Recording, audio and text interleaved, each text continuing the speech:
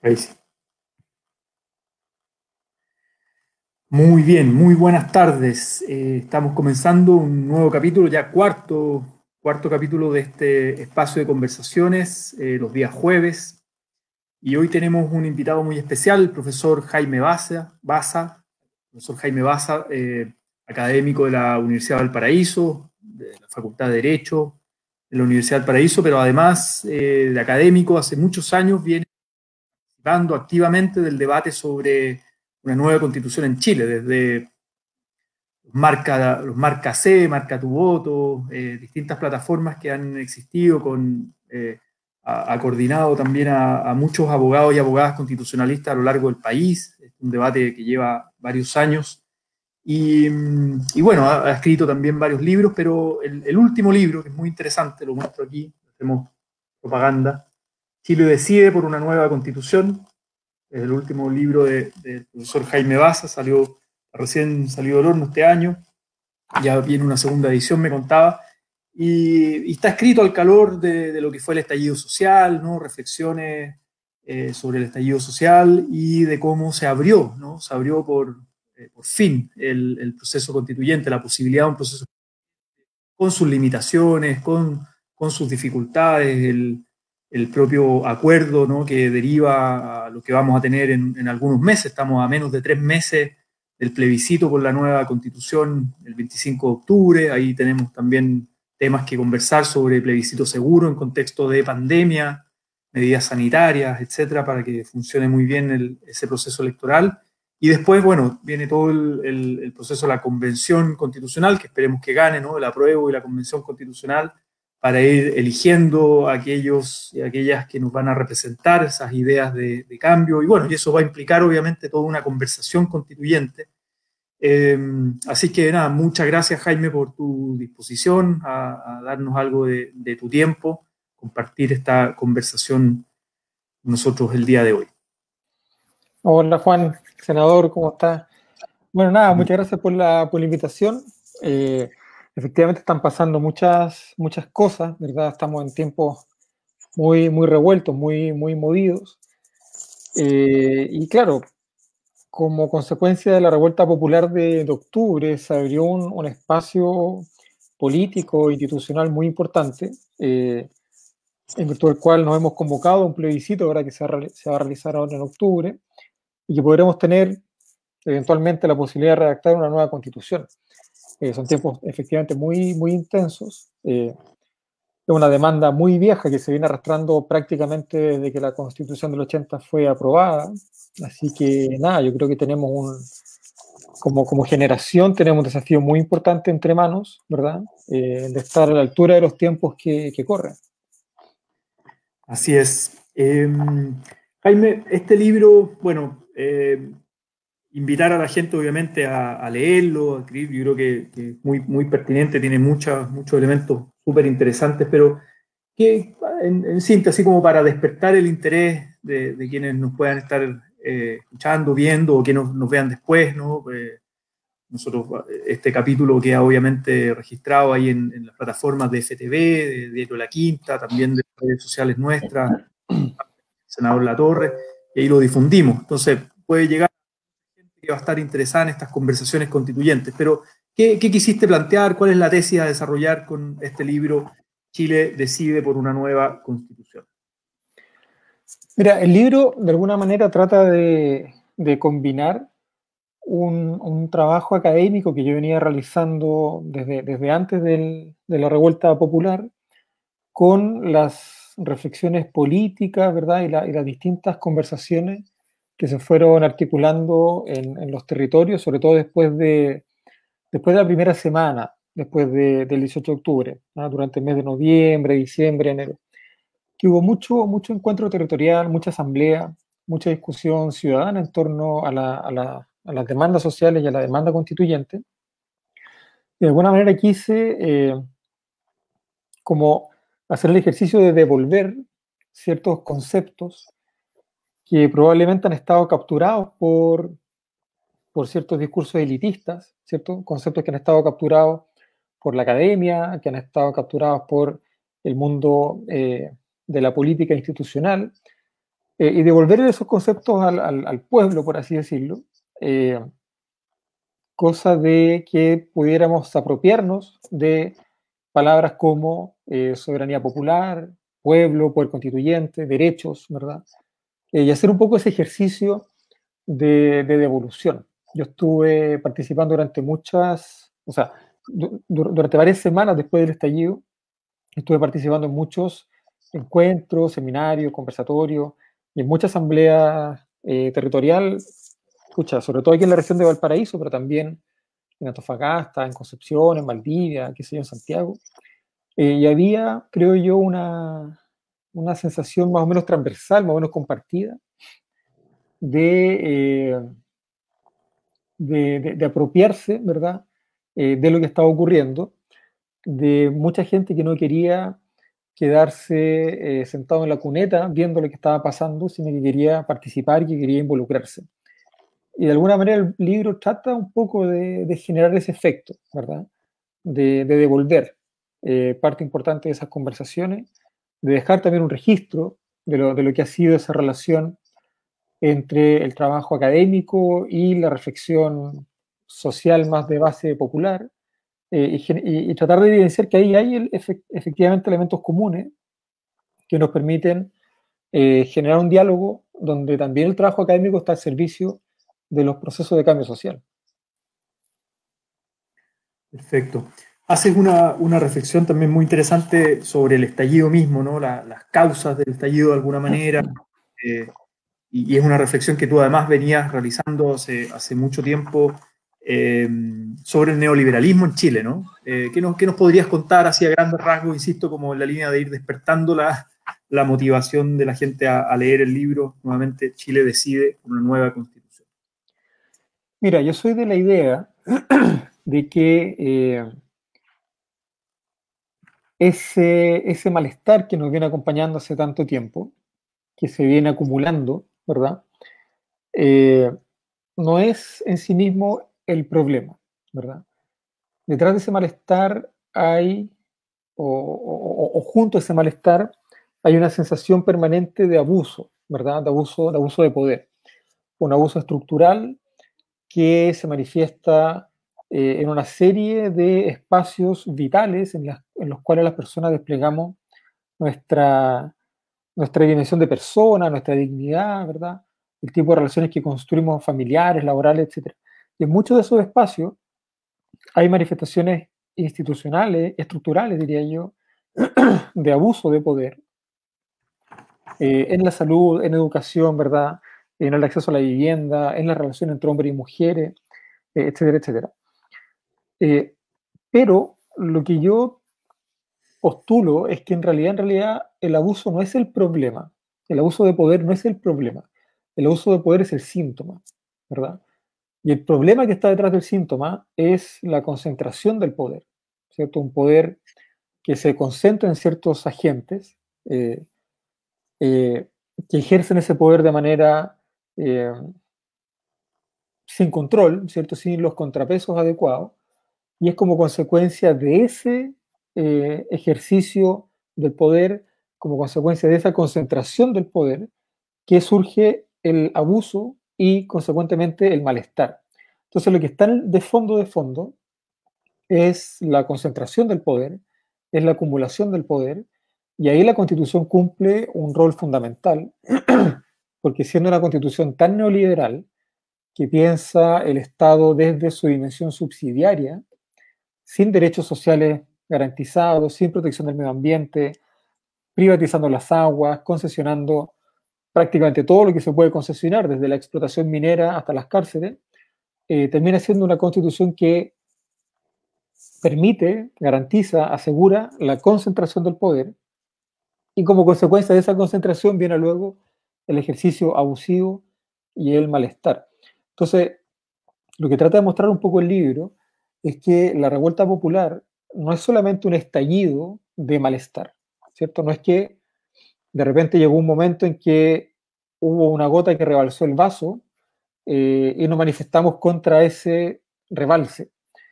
Lo que hay detrás de la revuelta popular, creo yo, es una interpelación en contra de un determinado orden social, un determinado orden social marcado precisamente por la concentración del poder y por el abuso de ese poder. Y es una cuestión que va mucho más allá de, eh, de las formas jurídicas, ¿cierto? No depende solamente de cómo eh, se escribe una norma jurídica determinada.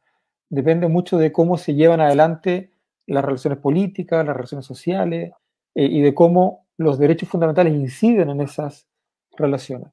Por eso la revuelta tiene una dimensión destituyente contra el orden social vigente y al mismo tiempo constituyente que busca abrir un espacio de liberación para pensar una forma de organización distinta, ¿verdad? No solamente desde el poder político, sino también desde la sociedad. Muy interesante la mirada. Y en ese sentido, bueno, se abre la posibilidad de un proceso constituyente, o se canaliza, ¿no? Con todas las etapas, plebiscito. Hablemos un poquito del plebiscito, que quedan menos de 3 meses, ¿no? Estamos todavía en pandemia, no sabemos cómo va a seguir la situación sanitaria, hay este desconfinamiento paso a paso. Hoy día tenía reunión con varios sindicatos, trabajadores que están muy preocupados por este desconfinamiento que puede de brotes a la vuelta de la esquina y que eso implique volver a cuarentenas, etcétera, ¿no? Y todo esto se va acercando el periodo del plebiscito. Y las distintas fuerzas sociales y políticas, ayer el Frente Amplio sacó una propuesta con varios puntos sobre un plebiscito seguro, las organizaciones de la sociedad civil lo vienen planteando. ¿Cuál es tu mirada respecto primero a esta primera etapa del plebiscito y por qué es tan importante garantizar un plebiscito seguro? Mira, yo creo que lo más importante es entender que la demanda constituyente, la demanda por una nueva constitución, no es solamente una demanda por una constitución mejor escrita, ¿cierto? No es una demanda por redactar una constitución técnicamente mejor, de mejor factura técnica, de mejor factura jurídica. La demanda por una nueva constitución es una demanda sobre todo de participación política, ¿cierto? Es una demanda por el ejercicio del poder constituyente. Y desde esa perspectiva, es muy importante que las condiciones para el ejercicio de esos derechos constituyentes nos permitan volcarnos masivamente a las distintas etapas del proceso, al plebiscito, a la elección de constituyentes del próximo año, al trabajo de la constituyente propiamente tal y luego a ratificar eh, el texto que se proponga, el texto de la nueva constitución. Y en ese escenario, efectivamente, necesitamos contar con las mejores condiciones posibles para la realización del plebiscito que permitan la más amplia participación política, la más amplia participación popular de sectores que han estado históricamente postergados, incluso marginados de estos procesos. Hay que recordar que la participación electoral viene a la baja en los últimos años, a pesar de que el cuerpo electoral viene creciendo. Y una decisión tan importante como esta es fundamental que tenga un nivel de participación popular importante. Y ahí, ciertamente, las condiciones sanitarias van a ser muy importantes, pero también las condiciones para la deliberación política. Yo creo que ahí es importante aprender de las distintas aglomeraciones que hemos tenido en el último tiempo. Hemos visto hoy día mismo unas filas eternas en las oficinas de las AFP, pero también aprender de la necesidad de mejorar los canales de comunicación, de mejorar los canales de deliberación para que el pueblo efectivamente pueda conversar, para que pueda hacerse una opinión informada, fundada, acerca de qué es lo que se juega en el plebiscito. Entonces, claro, así como es tan importante que, por ejemplo, los locales de votación sean amplios, estén ojalá al aire libre, que concurramos con mascarilla, también es muy importante para que podamos tener un plebiscito seguro, espacios como este, ¿verdad? Donde podamos dialogar y transmitir lo importante que es la decisión constituyente y lo importante que es el plebiscito, ¿verdad? Incluso para nuestra vida cotidiana. Yo creo que hay un desafío muy importante. Yo creo que las propuestas que han circulado recientemente apuntan a la dirección correcta, ¿verdad? transmitir a la ciudadanía esa sensación de seguridad que nos va a permitir el domingo 25 de octubre salir de nuestras casas y concurrir a los locales de votación. Primera etapa, primer desafío a votar apruebo y convención constitucional. Yo doy por hecho que tú vas, porque además te he escuchado y has escrito y has participado en los cabildos, que estás por la convención constitucional, pero creo que es bueno entrar ahí al área chica de lo que sería todo ese espacio de la convención constitucional, de la construcción de acuerdos constitucionales, ¿no? Si puedes explicar lo que implican, ¿no?, estos acuerdos mayoritarios, en el fondo, para dar también cierta estabilidad de una constitución escrita en democracia, con hoja en blanco, los quórum de 2/3, ¿no? Y también esta distinción de constitución de mínimos, que hablan mucho, claro, en términos académicos, versus una constitución que pretende meter muchas cosas, ¿no? Un poco, si nos puedes contar tu opinión, tu reflexión también académica. Sí. Bueno, mira, yo creo que para contestar ese tipo de preguntas es muy importante tener claridad respecto del diagnóstico del presente, ¿no? Yo estoy convencido de que el desafío constituyente, el desafío de tener una nueva constitución, no puede cumplirse o no puede verificarse en el aire, ¿no? ¿Qué quiero decir con esto? La nueva constitución no puede responder a ciertas preconcepciones teóricas o académicas que ciertos sectores puedan o podamos tener acerca de lo que debiera ser una constitución ideal. Yo creo que la nueva constitución debiera ser una respuesta al presente, ¿verdad? El presente es un presente complejo, es un presente que está en crisis, es un presente que está marcado sobre todo por la fractura histórica del golpe de Estado y de la dictadura, pero es también un presente que está marcado por la crisis social de octubre y por la debilidad estructural que tiene el Estado de proteger nuestros derechos fundamentales. Entonces, claro, cuando pensamos en el tipo de constitución que vamos a tener, y especialmente en el tipo de acuerdos que esta constitución va a recoger, yo creo que hay dos aspectos de este presente que deben ser considerados necesariamente. El primero es que uno de los principales problemas que tiene la constitución del 80 es que es una constitución militante, ¿verdad? Una constitución militante en el sentido de que abraza una determinada forma de entender la sociedad, de entender al Estado, de entender a la persona, e impone esa forma de entender al Estado, a la sociedad y a la persona a toda la comunidad, a todo el país. Esa dimensión de una constitución militante es la que ha debilitado el ejercicio de los derechos políticos, es la que ha debilitado la democracia, es la que ha debilitado la legitimidad de los órganos de representación popular, y es la que explica en gran medida la ilegitimidad permanente de la Constitución del 80. Si eso es así, bueno, yo creo que es así, ¿verdad? Pero si eso es así, entonces la nueva Constitución debiera de alguna manera responder al desafío de no ser una Constitución militante.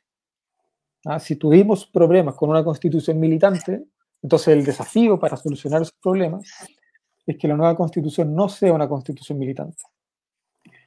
Pero, y ahora voy al segundo punto, que no sea una Constitución militante no quiere decir que sea una Constitución neutra o una Constitución mínima, ¿verdad?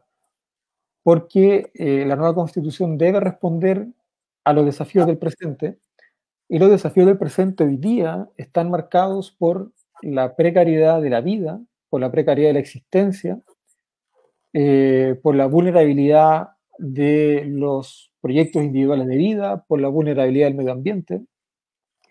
Entonces, una nueva constitución debiera responder a esas debilidades estructurales que tiene el diseño constitucional actual y que nosotras vemos en cuestiones tan importantes como la salud, la educación, el trabajo, el medio ambiente, el agua, las relaciones entre hombres y mujeres, el reconocimiento de los pueblos originarios, ¿verdad? Etcétera, etcétera. Hay una serie de preguntas que surgen desde la vida, ¿verdad? No desde las preconcepciones teóricas que podamos tener acerca de la Constitución, problemas que surgen desde la vida, que demandan del ordenamiento constitucional un tipo de respuesta distinta al tipo de respuesta que hemos tenido hasta ahora. Por lo tanto, más allá de pensar si deberíamos en abstracto tener una constitución mínima o muy desarrollada, nosotras debiéramos tener claridad respecto de cuáles son los problemas que tiene el país hoy día y cómo podemos responder a esos problemas. Y yo tengo la impresión, y un poco lo que propone el libro, yo tengo la impresión de que el problema está principalmente en la postergación de los derechos sociales, ¿verdad?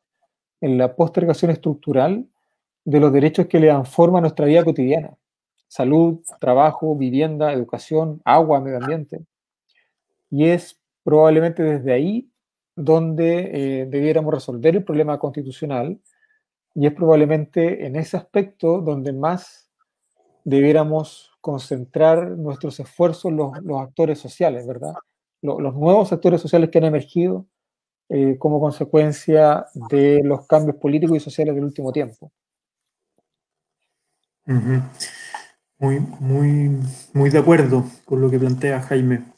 Estamos en pandemia y, claro, venimos de un estallido social, de una revuelta popular y ahora pandemia y de alguna manera ha quedado en evidencia, ¿no?, esta fragilidad del Estado, esta precariedad del Estado para garantizar derechos sociales, ¿no? Y tú hablas también de la postergación de los derechos sociales. ¿Cuáles crees tú que son como las principales urgencias, ¿no? Y que nos ha develado esta pandemia en el fondo, que hace más urgente que nunca, en mi opinión, pero creo que es importante hacer siempre la pedagogía y explicarlo, porque en el fondo para mucha gente también que hoy día está pasando hambre en las ollas comunes, que está organizando ollas comunes en todo Chile, acá en Valparaíso, muchísimas, que bueno, se ha enfermado, que ha perdido seres queridos, ya van más de 12.500 muertos en Chile, más de 300.000 contagiados, mucha gente hospitalizada y que ha salido incluso con deudas después de estar 2 semanas o 3 semanas hospitalizada, con deudas millonarias, digamos, por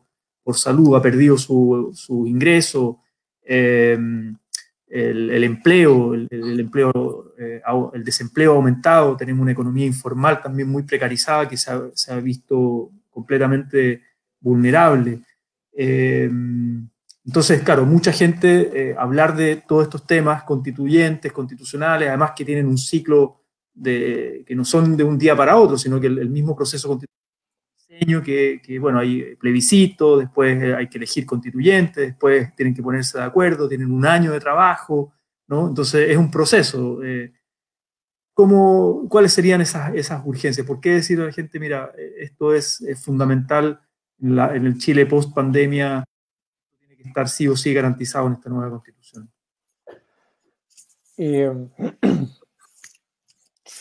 Mira, yo creo que se ha vuelto un cierto lugar común, sobre todo en abril, esta idea de que la pandemia puso en suspenso el estallido social, ¿verdad? Como si ese proceso de revuelta popular se haya detenido como consecuencia de las cuarentenas, ¿verdad?, de los cordones sanitarios, etc. Y yo tengo la impresión de que es exactamente al revés. Yo creo que la pandemia, la crisis sanitaria, se ha venido a sumar a la crisis social que significa la revuelta popular de octubre, noviembre, diciembre, enero, febrero, marzo, porque no es que los problemas que se estaban haciendo evidentes como consecuencia del estallido social se hayan resuelto o los malestares asociados a esos problemas se hayan suspendido. Como consecuencia de la pandemia, esos problemas se han agravado y los malestares se han radicalizado todavía más. Si antes teníamos problemas con el sistema de salud, hoy día los problemas son todavía más duros con el sistema de salud. Si antes teníamos problemas con vivienda, educación, con el trabajo, etcétera, hoy día los problemas que tenemos en esos mismos aspectos son todavía más dramáticos. La cesantía subió muchísimo, ¿verdad? Hay 800.000 personas con el empleo suspendido. Estamos evidenciando los problemas de vivienda y de hacinamiento, que la clase política aparentemente no conocía, o prefiere decir que no conocía. Entonces lo que ha estado ocurriendo desde el 18 de marzo, cuando se decreta el estado de excepción constitucional de catástrofe, es que los problemas que veníamos arrastrando desde la pandemia se han agudizado se han radicalizado y han dado muestras de que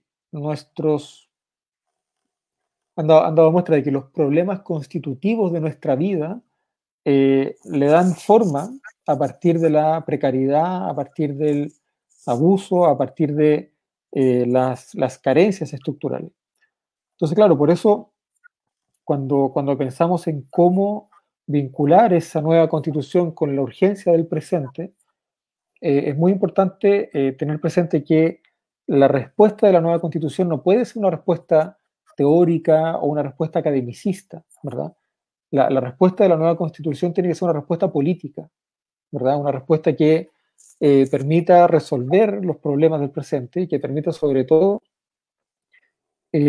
desconcentrar ese poder político que ha estado concentrado durante tanto tiempo en distintos sectores de la sociedad chilena. Porque, por ejemplo, hay concentración de poder en la relación entre hombres y mujeres, muy evidentemente. Hay una concentración de poder en la relación entre los pueblos originarios y la población mestiza.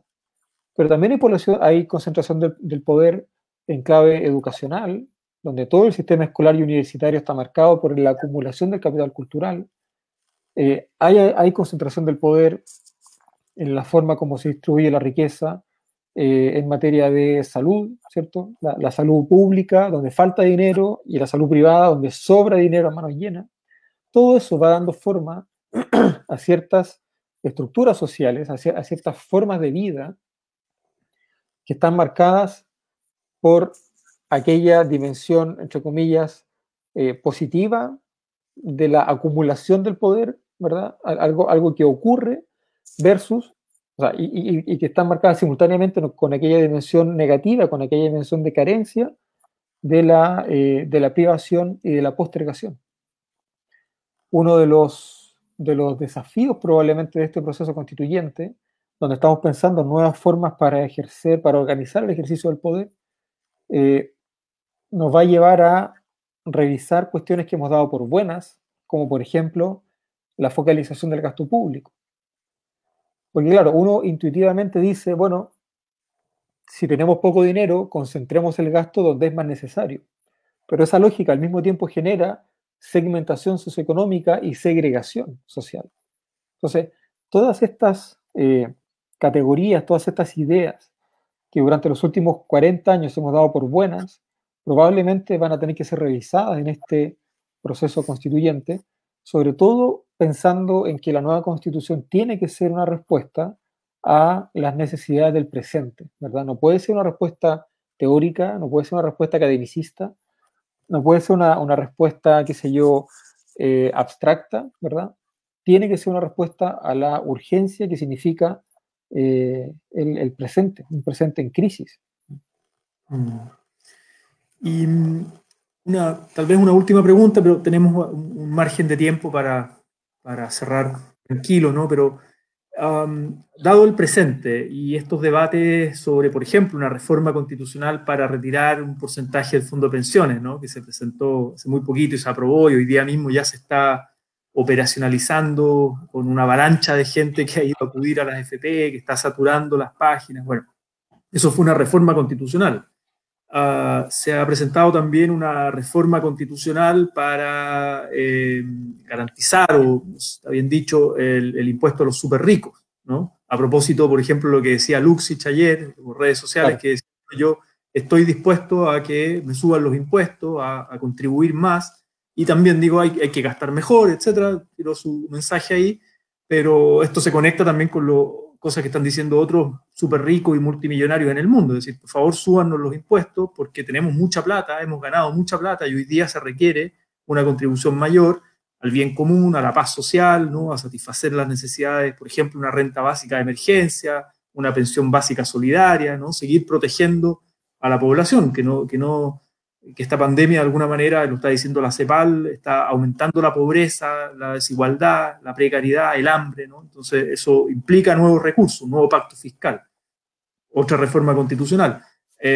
Yo hace un tiempo había presentado una reforma constitucional, todavía no se tramita en el Senado, pero está presentada formalmente para garantizar el derecho humano al agua en la Constitución y derogar el 19 numeral 24 sobre la privatización y el aprovechamiento de agua.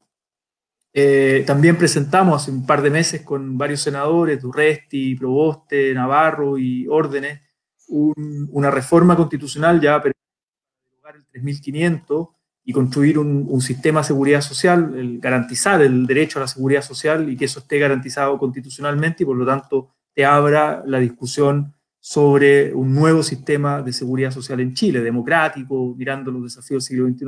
Entonces, hago este preámbulo, esta pregunta sobre el presente, sobre cosas que están... y el proceso constituyente que tenemos a la vuelta de la esquina, y lo conecto también con esto que decía Alamán, que ahora entró al gabinete, que decía, bueno, yo estoy por el rechazo para reformar, decía él. No esperemos el proceso constituyente, empecemos a hacer los cambios ahora. Eso decía cuando era senador, vamos a ver si ahora influye en el gabinete para hacer reforma y de qué tipo, pero en el fondo estas reformas que están en curso, o algunas aprobadas, otras por tramitarse, ¿tú las consideras, cómo es tu opinión respecto a estas propuestas? ¿Son insumos para esta hoja en blanco? ¿Pueden ser insumos interesantes para esta hoja en blanco?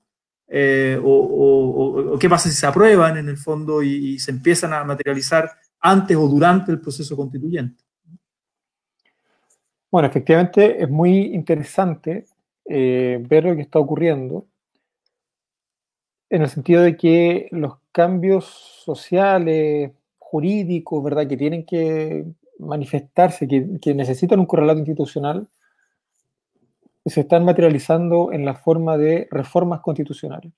Yo creo que, en primer lugar, eso da cuenta, eso demuestra de alguna manera una cierta distorsión en el sistema político desde el 90, no desde la semana pasada, que le ha atribuido a la Constitución una centralidad demasiado importante en el devenir de la vida política.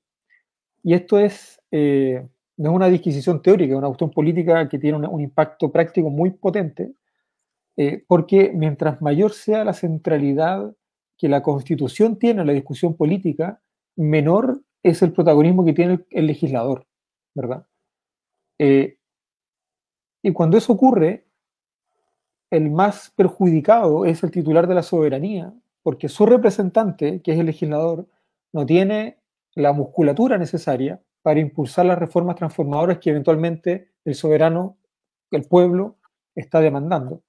Entonces, el hecho de que esta debilidad estructural del legislador haya tenido que ser, de alguna manera, subsanada a través de reformas constitucionales, da cuenta de esta suerte de vicio, ¿verdad?, de tener una constitución militante, como decíamos al principio, que impone un proyecto particular y que obliga de alguna manera al legislador a vestirse con los ropajes del constituyente derivado para reformar la constitución en lugar de aprobar leyes.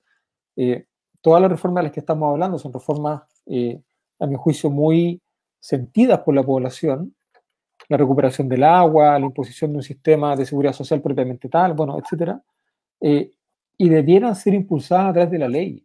El problema es que el sistema constitucional vigente impide que el legislador pueda deliberar y tramitar estas reformas legales de manera democrática y de manera transparente, porque cierra, ¿verdad?, la posibilidad de que esta deliberación se pueda realizar. Ahora, lo interesante es que efectivamente se están adelantando muchas discusiones, ¿verdad? Muchas discusiones que probablemente vamos a tener cuando se discuta la redacción de la nueva Constitución, y eso debiera ser una buena noticia, ¿verdad? En el sentido de que hoy día mucha gente sabe cómo funciona el sistema legislativo, mucha gente hoy día sabe qué es un veto presidencial, mucha gente sabe qué significa aprobar un proyecto de ley en general y que después en particular y que después pasa a la otra cámara, ¿verdad?, la cámara revisora. Y hay un ejercicio ahí de educación cívica muy interesante, muy importante, que nos permite, creo yo, participar con mayor empoderamiento del proceso constituyente que viene. Un poco lo mismo que pasó a propósito de una de las preguntas que hace Gustavo Cepeda, ¿verdad?, en el chat del Facebook. Un saludo a Gustavo. Un poco lo que pasó el año pasado y que está pasando ahora con el estado de excepción. Ver a los militares en la calle primero significaba una pregunta, una reacción intuitiva de decir, bueno, esto está bien, esto está mal, ¿qué está pasando? ¿Es legal? ¿Es ilegal? Y esa respuesta, esa reacción intuitiva nos lleva a estudiar un poco, a preguntarnos cómo funcionan los estados de excepción, si es que es razonable que los militares estén en la calle o no estén en la calle, ¿verdad? Etcétera, etcétera. Tuvimos un estado de excepción muy duro en octubre del año pasado. Estamos teniendo un estado de excepción ahora muy largo, ¿verdad? Ya llevamos 4 o 5 meses con estado de excepción. Y uno debiera preguntarse, uno como ciudadano común y corriente, debiera preguntarse, ¿cuál es la necesidad de tener militares en la calle? ¿Cuál es la necesidad del estado de excepción? Porque la verdad es que todas las medidas sanitarias que se han adoptado han sido adoptadas por la autoridad sanitaria en uso de sus atribuciones regulares, no en uso de las atribuciones del estado de excepción, ¿verdad? Entonces, ¿para qué sirve hoy día el estado de excepción? Sirve para que tengamos toque de queda, que no sé qué relevancia tiene el toque de queda si estamos en cuarentena, y sirve para tener efectivamente militares contribuyendo en el control del orden público. Y ninguna de las dos cuestiones está directamente vinculada con la pandemia. Entonces, a propósito del aprendizaje, a propósito de la duda, a propósito de cómo la ciudadanía participa en estas decisiones institucionales, hay efectivamente muchas reformas que hacer al sistema. Hay muchas instituciones cuyo funcionamiento se ha ido normalizando, donde pasan cosas muy raras como si fueran normales, y como las damos por normales nadie las cuestiona, y todo esto de alguna manera va sirviendo también de aprendizaje y de insumo al proceso constituyente y a la deliberación que vamos a tener cuando redactemos una nueva constitución. Buenísimo. Jaime, agradecerte nuevamente tu tiempo, tu reflexión, tu disposición, invitar a la gente nuevamente a leer este libro que está muy, muy bueno, que aporta mucho al proceso constituyente. Chile decide por una nueva constitución de Editorial Planeta. Invitar a todos y a todas a leerlo. Y nada, nuevamente agradecerte, un saludo, no sé si hay algún mensaje final que quieras transmitir para ir cerrando, Jaime. No, Juan, muchas gracias por la invitación. Yo creo que es muy importante que hagamos como ciudadanía, hagamos el mayor esfuerzo posible por mantener estos canales abiertos. El poder institucional no quiere asamblea constituyente, no quiere que mandemos, que ganemos el plebiscito, no quiere nueva constitución. Y si ellos no quieren nueva constitución es porque probablemente a nosotros sí nos conviene tener una nueva constitución. Y también es nuestra responsabilidad mantener estos canales de diálogo abiertos con la ciudadanía. Así que nada, muchas gracias por la invitación. Buenísimo, muchísimas gracias. Ahí harta gente se conectó, mandó saludos, Eva de Polo, también abrazos, Maca Ripamonte de Viña, también muchos cariños. Jaime, nuevamente, seguimos, queda poco tiempo al plebiscito, así que seguiremos ahí articulando para la campaña, obviamente, del apruebo y la convención constitucional. Un abrazo, que estén muy bien y cuídense mucho. Un abrazo, muchas gracias. Chao.